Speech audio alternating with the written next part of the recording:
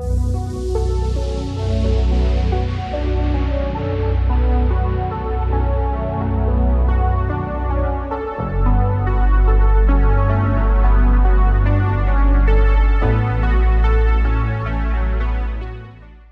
listening to SynthWorld on WSLR LP 96.5 FM. I'm your host, DJ Nomad, and I am thrilled to have our first official kind of future funk, all things groovy electronic music artist, Christoph, aka ev.exi. Thanks for being here, man.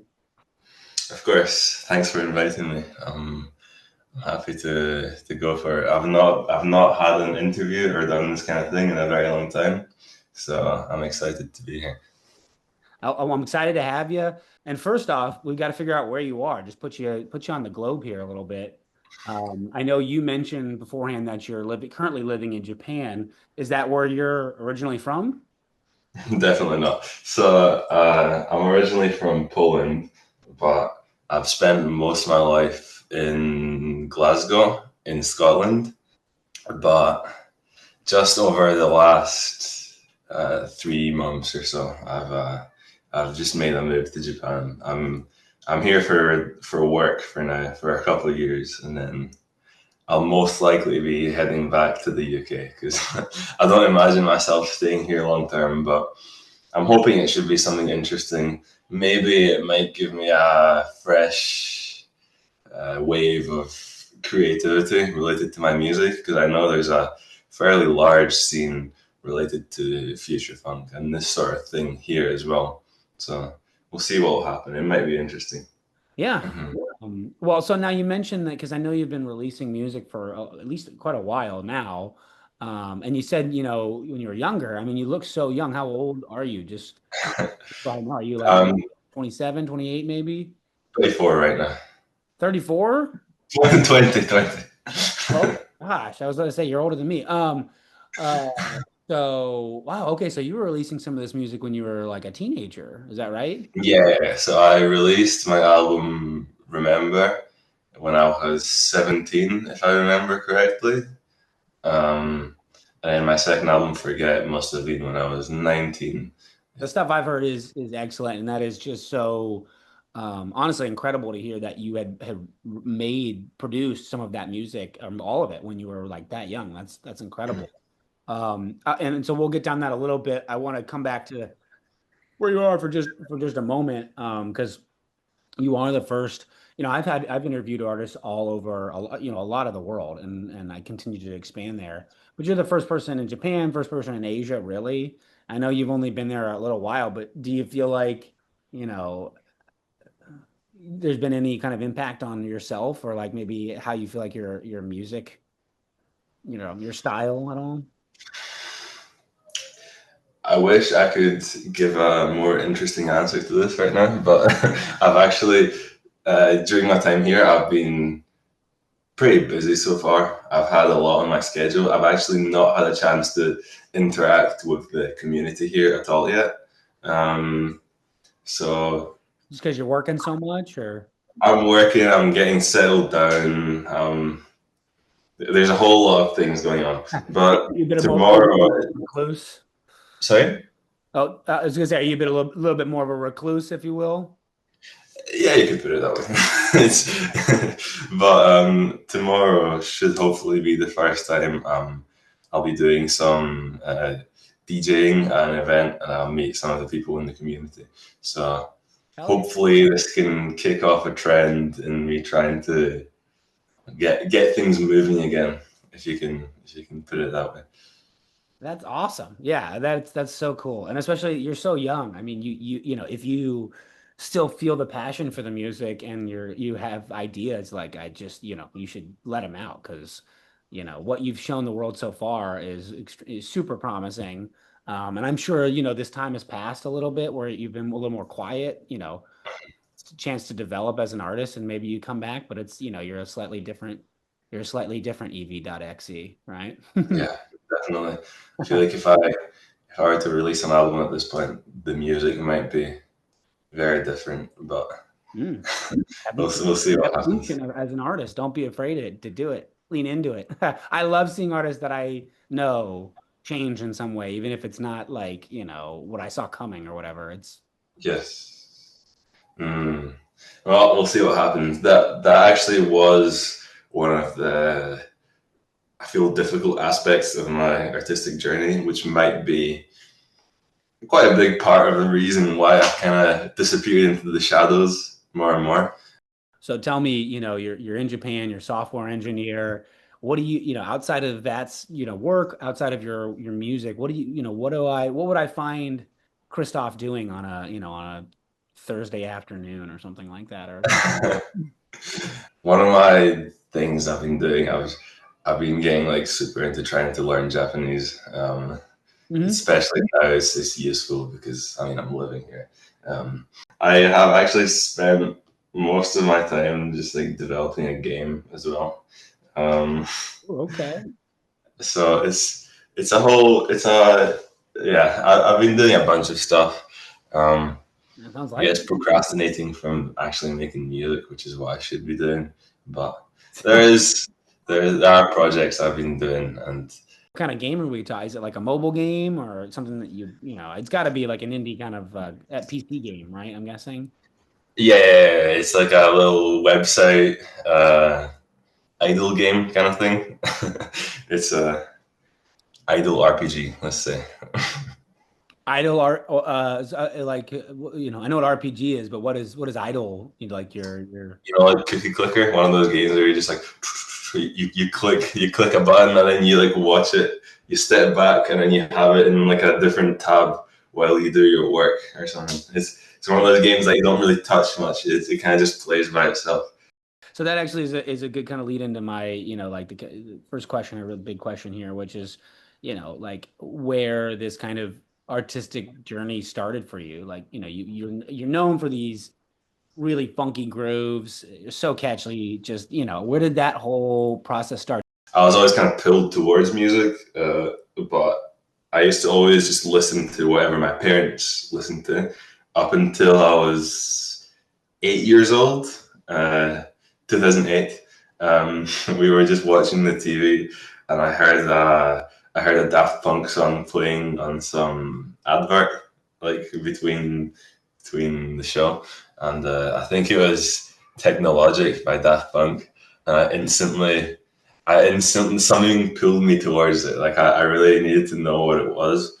So I asked my older brother, like, like what is this? Can you somehow find this for me? I have no idea how he pulled it out, but then like the next day he found like a torrent of I can't remember if it if it was just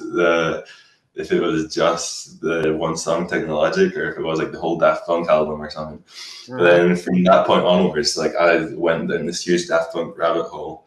Uh, I became obsessed with everything related to Daft Punk, uh, and then yeah, I guess that is my foundation. It's like when you're really young, these kinds of things really stick with you. So Sure. from that moment onwards, my entire taste in music was rooted in Daft Punk. So I slowly started, expanding out and discovering other artists. I remember Sure. the second big artist I got into was like Dead Mouse, and then there's also artists like Justice that I discovered. Hmm. And then I periodically went through my Sebastian phase, like all the artists from Ed Banger Records as well, and then Skrillex as well. When I was like 10 or 11, when the whole dubstep thing kicked off, I got really into Skrillex as well, which I actually think is you might it's a bit far off, obviously, but you might actually be able to hear a bit of Skrillex in my music as well. Um, Hmm. and then yeah, from just that general, Daft Punk esque field of music, that got me to discover Vaporwave. But then through my own digging, I landed at Saint Pepsi, which was that really resonated with me because it was essentially just Sure. like Pepsi's got it, that like those like extra groove. You know, he's a little extra like upbeat and funky compared to some of the other vaporwave artists. exactly, Yeah. yeah. So Vaporwave was really interesting to me, but then when I heard Saint Pepsi, I was like, oh, this is just like a reincarnation of Daft Punk Discovery, pretty much. So Sure. that got me like down this whole future punk thing. So I was like, yeah, this is Daft Punk. This is what I'm into. Like a new wave of this Yeah, it's like French house movement. new disco, man. Yeah. Exactly. Yeah. I love it. So And I tell you what, yeah. my music partner Noah is he's even more into vaporwave than I am, and I love vaporwave. So him hearing Macintosh Plush and St. Pepsi come out of your mouth is gonna put a smile on his face. And honestly, not a surprise. Like that, that was a question I had later on, but maybe is worth touching on now, which is, you definitely can hear in certain tracks on your albums, vaporwave influences, as well as I heard quite a bit, and so Skrillex makes sense.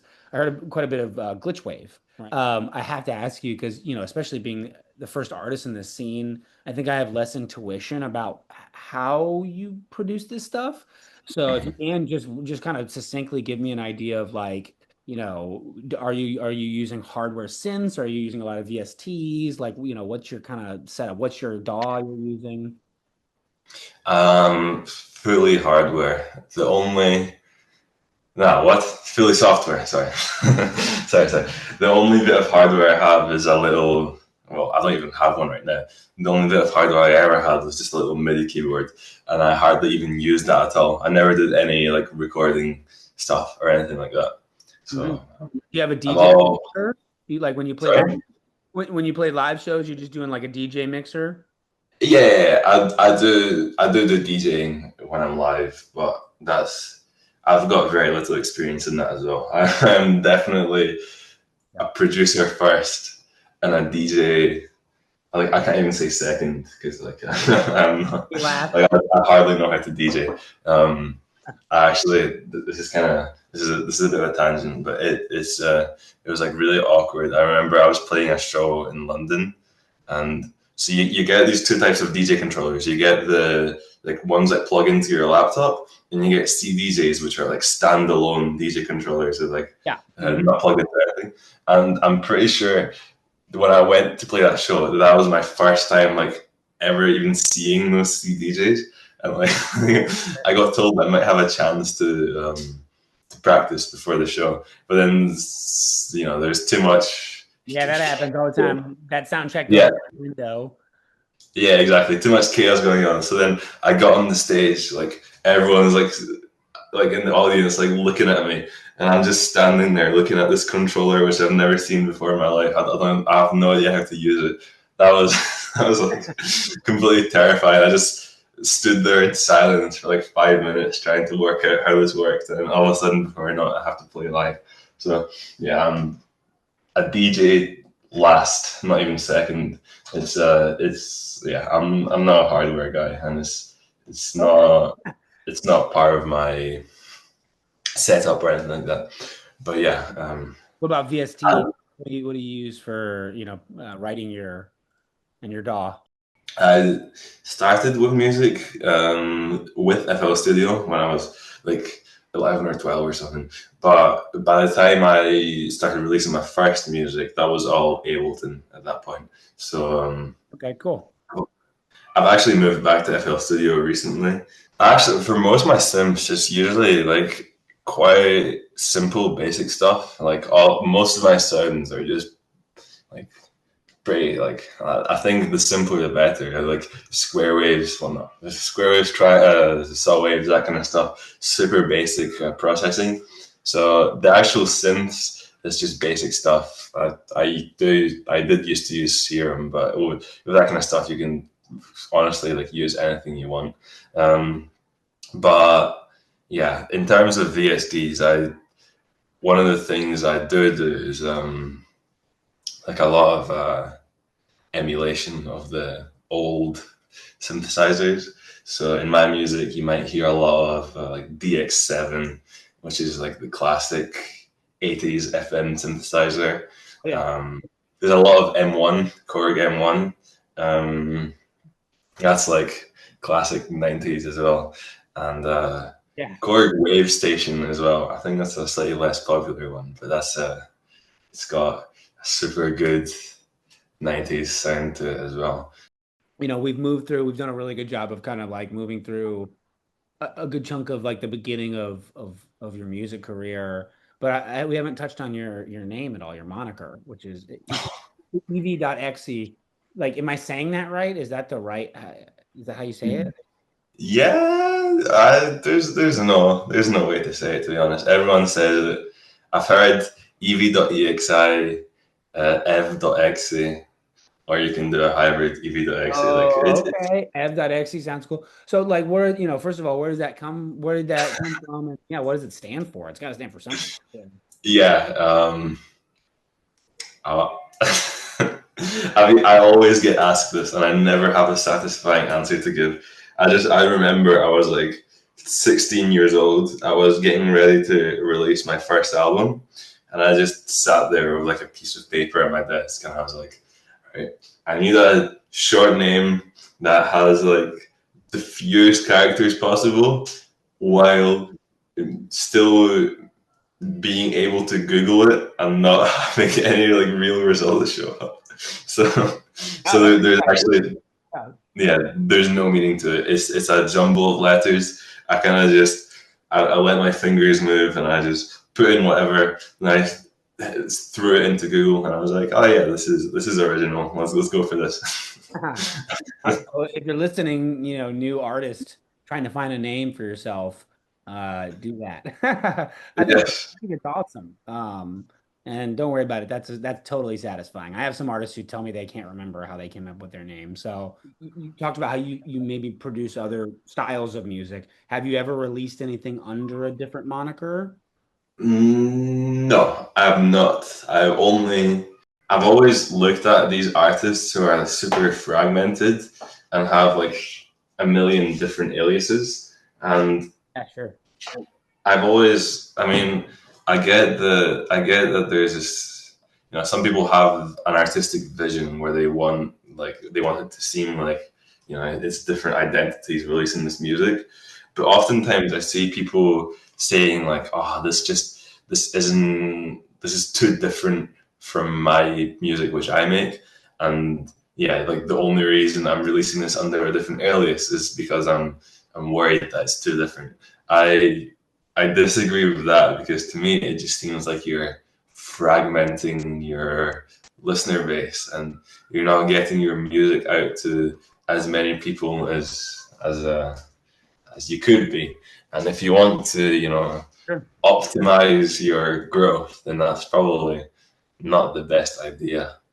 Well, and So in this, I'm a believer of like unless there's some kind of artistic vision behind it, then just release everything under the one name, even if it's like wildly different. I like that, but I think I haven't. The one question I guess I haven't really touched on at all is like, why you're so drawn to this music. Like for me, this music, of course, it makes me want to dance. It just makes me want to groove. Like, yeah. Why can't you get enough of this stuff? And or have you had enough of it? Maybe. I mean, it sounds like maybe you're shifting gears. So I don't know. I mean, I feel like it will always be like I mean, I might have times where I get into some slightly different thing once in a while.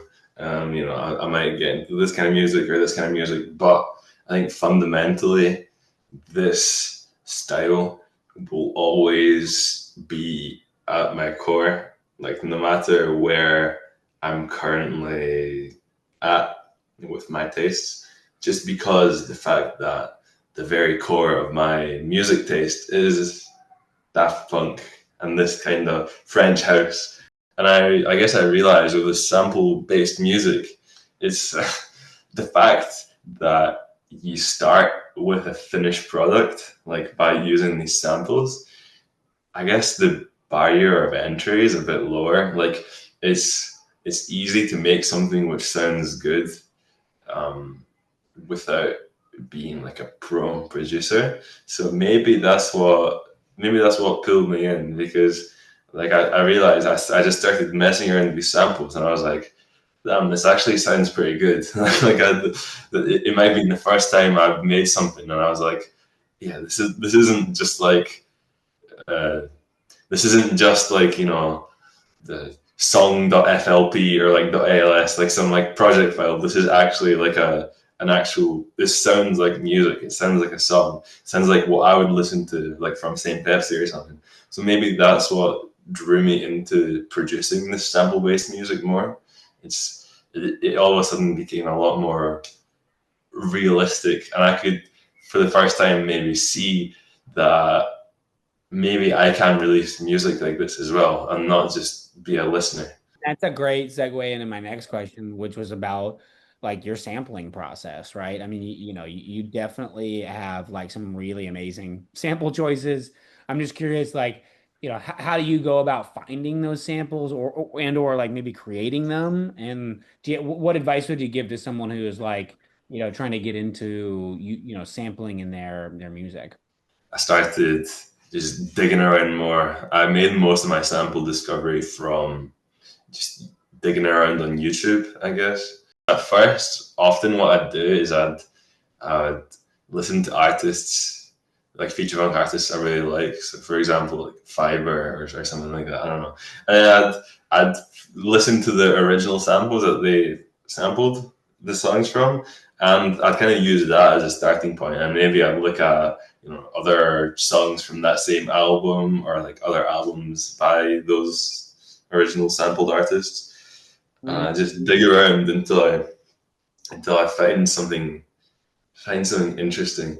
Um, I guess I guess like my sampling process, uh, in in the most basic form is I'd look around, I'd dig around until I find like a small loop which sounds interesting.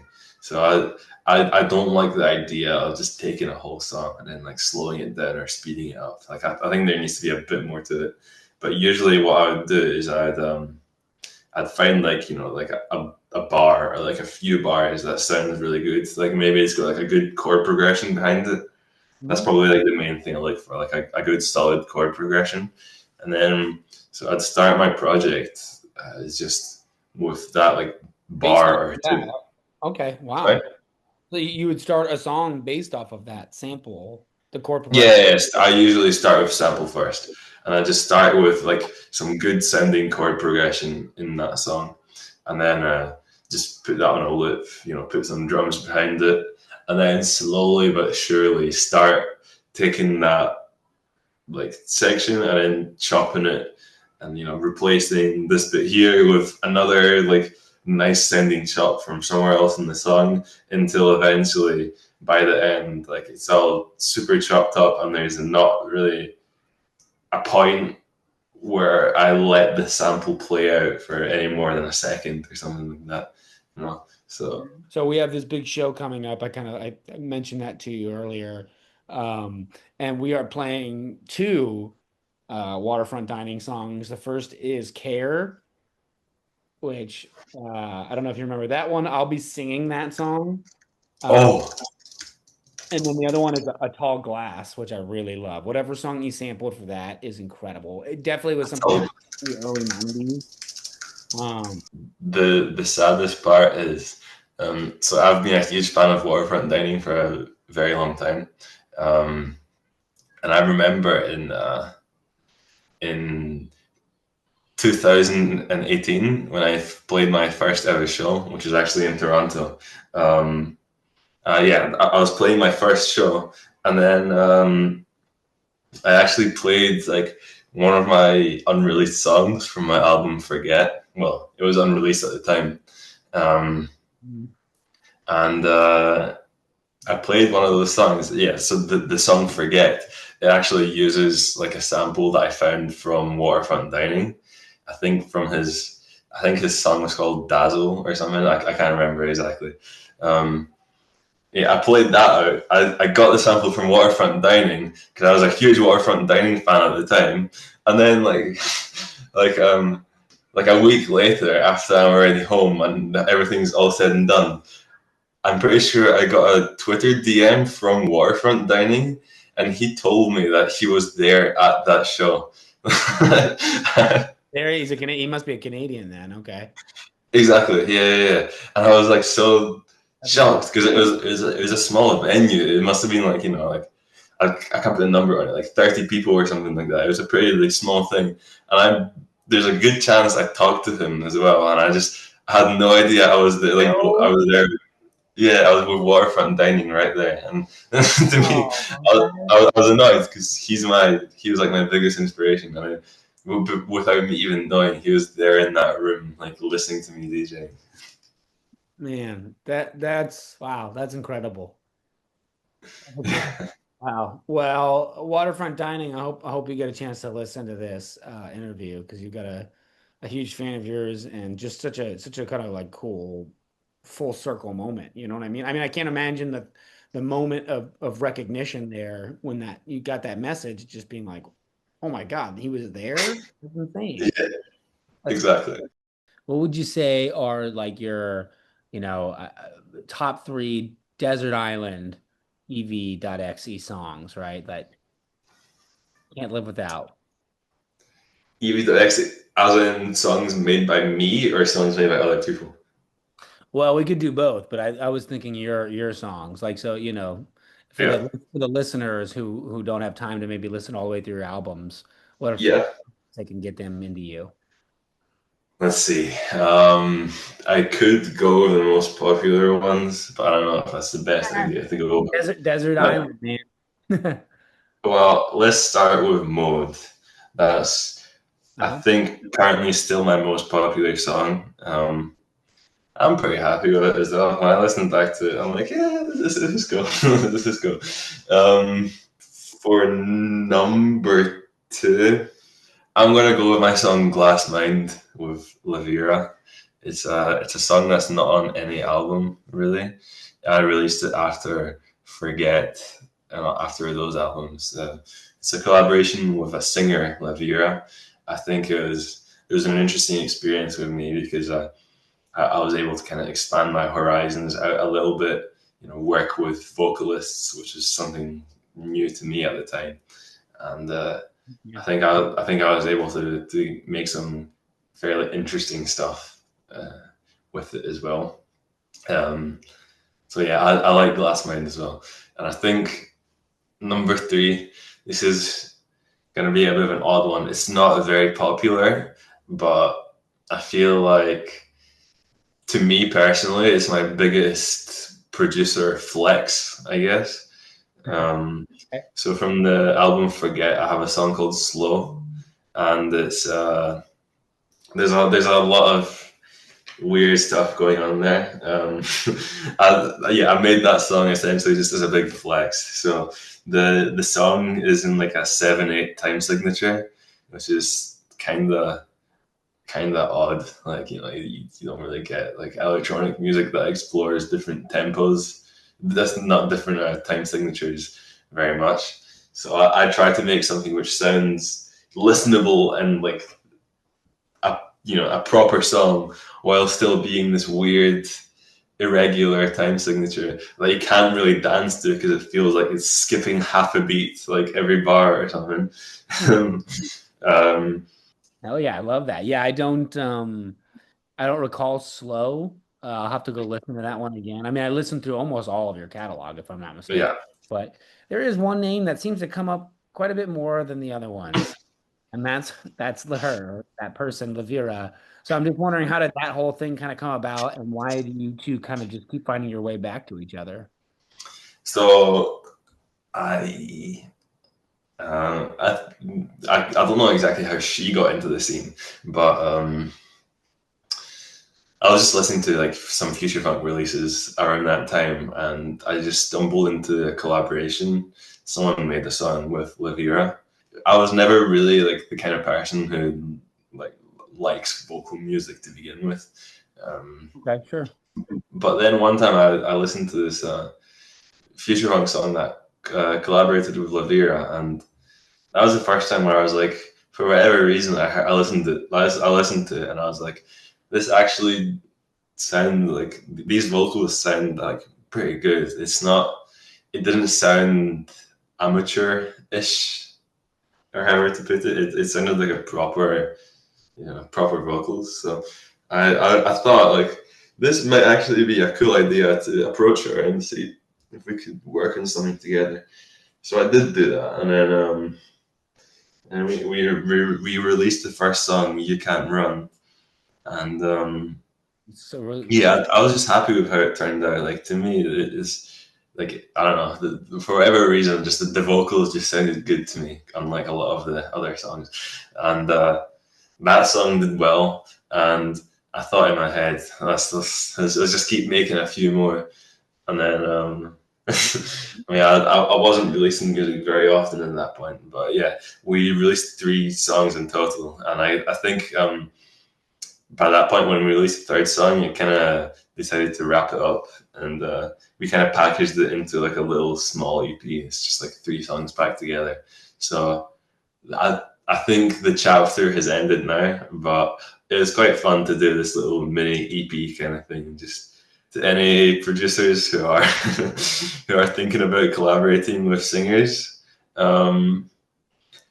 keep in mind that when you're working with vocals, there are a few extra little things you should maybe think about that you normally don't think about with producing like normal instrumentals. Like if you want to make the vocals shine, you need to put some extra care into processing the vocals, and maybe don't be afraid to use some auto tune as well. the last few years, it feels like I've been a little quiet for you, which is no surprise. You know, kind of you touched on it a little bit. A lot of artists have, I feel like those, slumps aren't the right word, but those kind of ebbs and flows with their production and what's inspiring them and everything. And I think that's awesome. So no hate there, but obviously I love your music. I know the listeners here love your music, so they want to hear more from your creative mind. So, what's in the future for ev.exi? Like you're changing direction, give us a sense of what we can expect maybe in the next year or so. Soon, once I start getting like settled down into like my current, like where I am right now, I would like to really get back into releasing at least some singles. So I can't make any promises, but uh, I would like to. I would very much like to get back up on my feet and start releasing some singles in the next few months. So hopefully, hopefully that might start happening. I think I don't imagine I'm gonna step away from sampling. Like that's just my favorite way of making music. It's just Mhm. it's too good. But yeah, maybe in terms of the kind of music I'll be making, I don't know. I don't know where my creativity will take me, but maybe maybe more in the house direction, maybe something more electronic, maybe even some like dubstep influences or something like that. Who knows what will happen? But Hmm. I think the samples will definitely stay. I'll probably be moving into that decade of samples as well. Whereas in the past, I used to always go for like the early mid 80s kind of stuff for my samples. So Sure. And honestly, you'll be in step with, I think, the whole retro movement in general, which is moving, slowly out of like you said, the early 80s, mid 80s, and is now getting to the late 80s and then now the 90s, right? Which is really kind of for me to see that evolution. And that's actually perfect for my next question. I've seen you do a bunch of live streams and now you've confirmed you do in-person performances. Can we expect any more of that for you, going forward?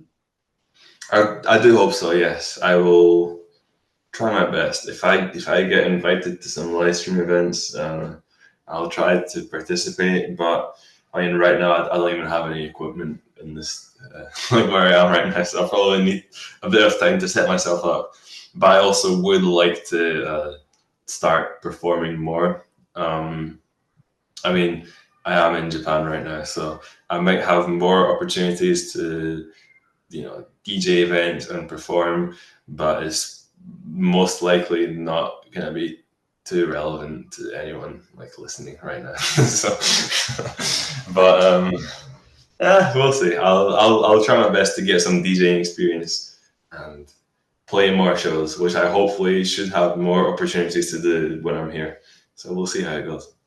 I've had such a great time chatting with you, and I appreciate all your time. I hope to catch up with you again later on after you've released some new stuff, and hear where you've gone. But for our SynthWorld listeners right now, where for the people who want to really dive in beyond those three tracks you mentioned, where do they go to get more ev.exi or ev.exi? I don't know. Mm-hmm. um, I feel like the one thing with me, I don't have much of an online presence. I know a lot of artists like put an effort into like the social media hustle and like making frequent posts and that kind of stuff. I could never get into that kind of stuff. So my appearances are a bit sporadic. There's not much. Like, you're probably not gonna catch me like frequently posting updates on social media or stuff like that, unfortunately. But yeah, I mean, all my catalog is always there on SoundCloud, Spotify, Bandcamp, wherever you want to listen, and it's not gonna move anywhere. And hopefully something new should appear. Yeah, hopefully something new should appear sometime soon. Yeah. Well, I certainly hope so. And I know all of your fans definitely hope to hear new music. And also, I just hope to hear to see some photos and videos of you jamming there in Japan, Mm. some clubs and some venues. I think that would be so cool to see. I It think would be. I That's think true. they'll eat you up, man. So that's it. That's all we have for you. Thanks again for coming. That was Japan based, future funk, electronic man, kind of all over the place, and hopefully, potentially something maybe slightly different in the future. ev.exi. That's exactly how it's spelled. Thanks again for coming. Do you have any final parting words for the listeners before you go? Uh, Thank you for listening. Thank you for enjoying my music, and stay tuned, hopefully. Thank you. I will keep them in tune. That's for sure. I've played quite a few of your songs, and I will keep doing so. So keep me in the loop. And thanks again. And till next time, stay retro. Yep, thank you very much.